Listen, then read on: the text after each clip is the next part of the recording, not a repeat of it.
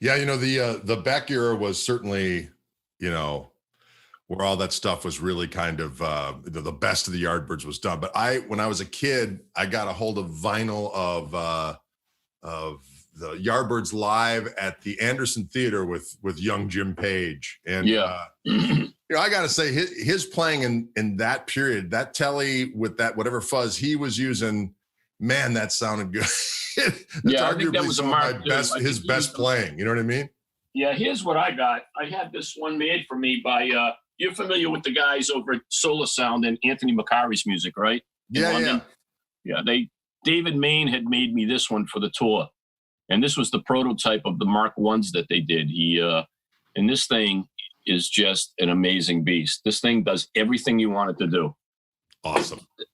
You turn down the guitar, you get that sputtered, broken amplifier sound. Right. You turn up the guitar, and it just completely saturates. You hit the note, and it kind of compresses and then blossoms up. Right.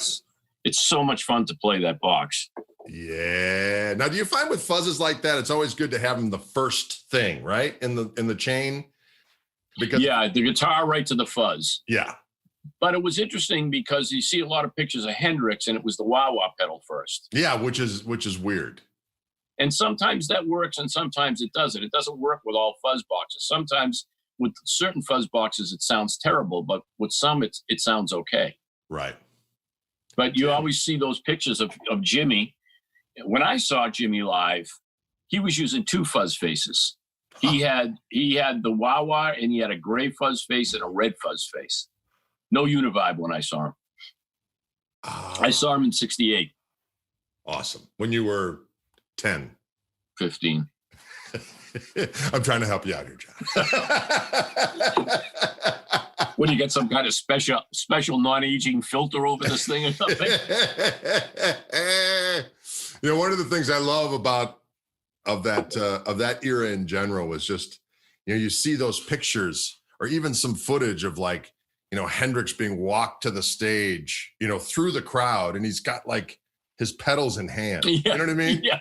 Coil cables, Yeah. And you're just like this, and then of course guitars just exactly. And spare guitars just leaning against the amps. And you're like, this is awesome. And now everything, of course, is so sussed out and particular. Yeah, exactly. But there's just something so Wild West about that period of time where it's like, what? And then I heard a lot of times, they would, for the PA for those things, they would just kind of lower the boxing mic, so Yeah, I saw him in a small place, a relatively small place in the round. And was it deafening beyond words? You know what? I don't really remember that much. I remember a couple things. Like I remember him doing Sunshine Your Love instrumental. I remember, I think, Castles Made of Sand. And I remember he was wearing all black. And I remember him wiping his guitar down, like the neck of his guitar, with a Confederate flag towel, which in retrospect is really weird to think of a black guy, wiping down his guitar with a Confederate flag. Obviously, in his mentality, he was just a rebel flag, or maybe he was making a statement. I don't know. Who knows? But he had a Confederate flag towel, and that's what he wiped his guitar down with. Very odd. Bizarre. I never thought much of it then, but now you think about it a lot, Yeah. Crazy.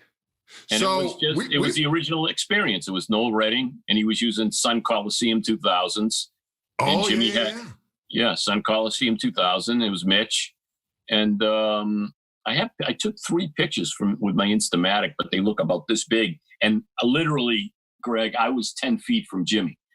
My head was on the stage right in front of him, and he was 10 feet away from me. I still took the pictures, and they still only looked this big. And he was using 2 stacks. He had 2 stacks. He didn't have 3. He had 2. And now, is that really during the period of 68 did he have a couple Leslies along too? Because you see some of those pictures in 68 where he had the Sons that he had a couple Leslies along. I don't remember the Leslies. I remember some of the Coliseum cabinets on Jimi's side of the stage, probably for Noel's, to get some of Noel's bass over there. Right. I don't remember any Marshall cabinets on Noel's side. But I just remember it was 2 stacks and no drum riser. Mitch Mitchell on the floor. Right. And that was it. He was wearing all black, and that's it. I remember, but it was great. I mean, it was a great experience. If you will. I don't remember see what you much did about there. it. It's the same thing as the Beatles. When I saw the Beatles, in '66, I don't remember much. But it's interesting that my cousin Sue, went to see the Beatles together. Actually, we went to see Hendrix together too. And when we recall the Beatles concert, we don't recall it in color. We recall it in black and white. It's so weird. And one of the only songs I remember those guys doing, the Beatles, was "If I Needed Someone" by George Harrison. That one I can vividly remember in my mind and my mind's eye. And I was on the internet the other day, across my Facebook feed, because there's hardly any footage of Suffolk Downs. There's hardly nothing of Suffolk Downs in Boston where they played. And someone put a 14-second clip of the Beatles at Suffolk Downs. And the song that they played, which it was synced up to, was a really grainy black and white, was the exact memory that I remember, George Harrison singing "If I Needed Someone." Bizarre. It was so weird. All these years, like 60 years, whatever, how many years later, the only memory I really have of that concert is "If I Needed Someone." Never seen any film. The other day, a clip of "If I Needed Someone" from Suffolk Downs comes across my Facebook feed. It's wild. That is bizarre.